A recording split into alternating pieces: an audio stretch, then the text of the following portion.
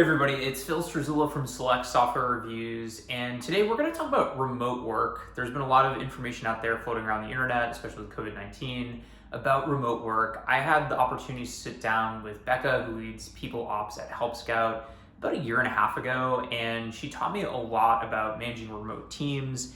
They've scaled from 10 to 100 people, and I caught up with her a week or two ago to kind of refresh my memory on everything that companies should know before moving to remote first workforces.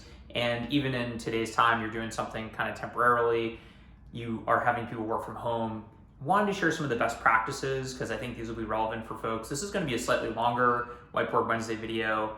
Feel free to check out the Select Software blog if you just want to read this stuff and learn a little bit more detail. I'm going to kind of do this Rand Fishkin from Moz style and check off things as we go through it. There's just a lot to unpack here, and I wanted to share all of these best practices. I think a lot of them are actually really, really phenomenal. Okay, so lessons from managing distributed workforces. Let's start off with communication first and foremost. The question that Becca gets over and over again, and I get over and over again, is how do you know that your employees are actually working? There's actually been some stuff in the news over the last couple of days. Bloomberg just had an article about companies installing new software to basically spy on their employees, make sure they're actually doing stuff when they're at home. If you have to do that, that's kind of sad, obviously. Her response is, how do you know that your employees are doing work when they're in the office? Have you created a culture that allows people to show off their work, to brag about it, to get feedback on it, where everybody's held accountable?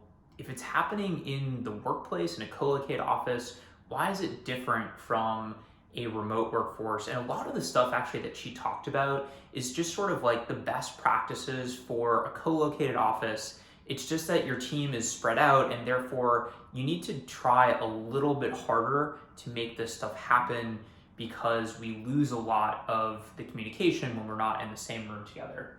So under this bucket, communication, first and foremost, expectations, setting expectations. Especially if people are in very disparate time zones, you need to have expectations around when will people be working. If they're not working, how should they respond to emails and Slack messages?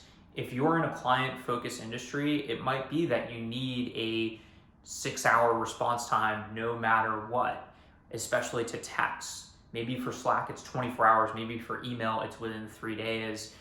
For their team, let's say you're on Slack, but you're not physically present, maybe you went to the gym, etc., just leave an away message that people understand that you're not going to respond for an hour or two if somebody slacks you.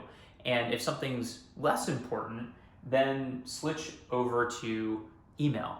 These are for more asynchronous conversations that don't need to be addressed immediately. Proactive, this is sort of something that's woven into their entire culture. You need to be proactive about feedback, about voicing how you feel about something. So using emojis in your email. We've all read the articles about how short, terse emails can many times make subordinate employees feel really bad if their boss sends them something short, and maybe the boss isn't trying to communicate that. And so you have to be more proactive about how you're feeling. You also need to be proactive about asking for how other people are feeling about things.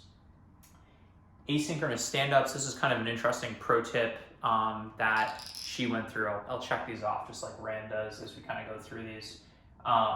Async stand-ups, these are basically the stand-up that would happen at the beginning of the day. Everybody, stands up, hey, I'm working on this, this, and this, here's what I got done yesterday, etc.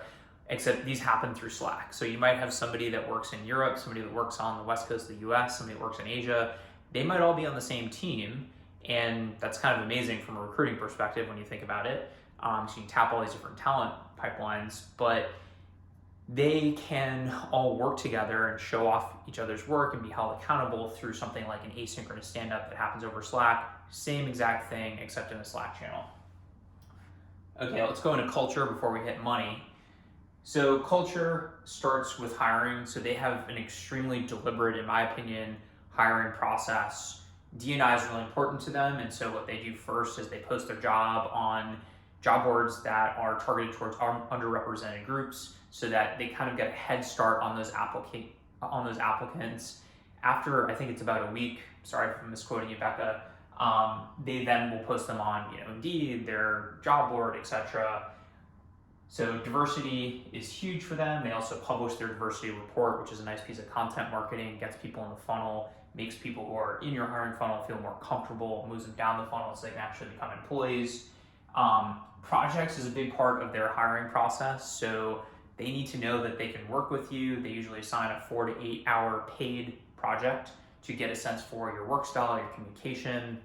Is it going to be a great fit? And if so, awesome, let's move forward. If not, no worries, and you feel good about it because you got paid for the project. They're also looking for a very specific type of person. They're looking for skills like you need to be a good writer because you're on Slack and email. You need to be empathetic because you're not next to that other person that you're working with, right? So you have to understand when maybe they're having a bad day or they're really up or whatever the case may be. You also have to be proactive. You have to be a collaborator. There's this whole profile person that they're looking for. Check out the blog post for a bit more detail. Onboarding. So they've got a couple people located in Boston. They'll fly new employees in so that you can meet a bunch of the team members. They'll take you to a Red Sox game, have coffee with you, etc. They're also set up like Zoom one-on-ones, basically like Zoom meetings. So you can really have that kind of foundational time with people that you're going to work with and across functions so you understand the company. They're also really good about setting up norms. They're developing this sort of like L&D curriculum. And in the meantime, I think they're just kind of pointing people at resources to understand how to be a manager in this sort of culture and in this distributed workforce. Another thing Becca said also is that it is hard to hire junior people into these sorts of roles. I would imagine it's also hard to hire salespeople, especially people doing like outbound calling.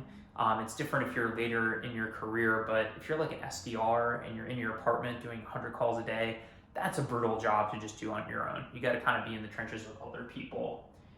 They also have these things called player roadmaps, which are like these really great sort of development roadmaps for people to understand where they're at, where they're going, how they get there, etc. They can check with their manager on a regular basis. Let's hit up this last category, money, etc. So each person gets a stipend that they can use to get like a WeWork desk or whatever in their locale. I actually think a pretty small percentage of people actually use that. People like working from home. I like working from home personally. They take all the money that they save from not having a physical office and they do retreats where everybody can get together, have a couple drinks, get to know each other better, work on projects, etc. So that's like a pretty awesome part of their culture, which is how they use the money. And then in terms of salaries, they benchmark their salaries against Boston. So Boston's a very competitive talent market. It's not Silicon Valley, it's not New York, but it's one or two steps down. And the reason that they do a benchmark across all of their different roles is that they want people to be compensated for the work that they're doing. And if you think about the culture aspect again, why pay somebody very different salary if they live in a different city? So these are some of the things that I picked up from Becca that I thought were interesting, wrote about it in a bit more detail on the blog, also highlighted a bunch of the tools that she's using to actually get this stuff done, what background check she uses, ATS, payroll, etc.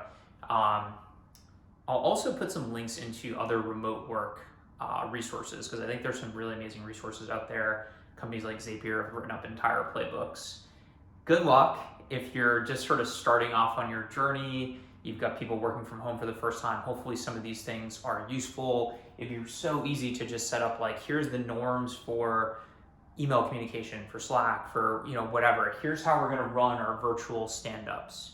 I hope some of these tidbits are relevant for what you're trying to process right now.